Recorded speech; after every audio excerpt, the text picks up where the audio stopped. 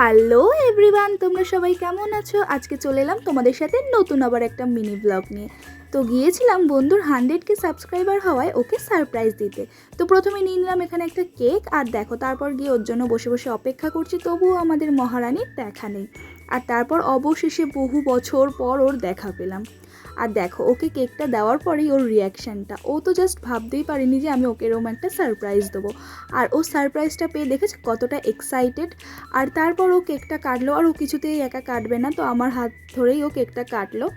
আর দেখো তারপর ও আমাকে একটু কেক খাইয়ে দিল, আমি ওকে একটু কেক খাইয়ে দিলাম, আর তোমাদেরকেও কিন্তু সাথে ও খাইয়ে দিল কেক। আর এভাবেই কিন্তু আমরা সেলিব্রেশন করলাম। আর তারপর আমরা কিন্তু কেক ফেক কাটার পর চলে গিয়েছিলাম গিফট কিনতে। গিফটটা আমরা কার জন্য কিনছি সেটা কিন্তু আমার নেক্সট ব্লগে তোমরা জানতেই পারবে। তো আমরা এখানে দোকান তোলপাড় করে সমস্ত ঘাটাঘুটি করে অনেক কিছু দেখে ঠেকে তারপরে একটা আমরা জিনিস পছন্দ করলাম।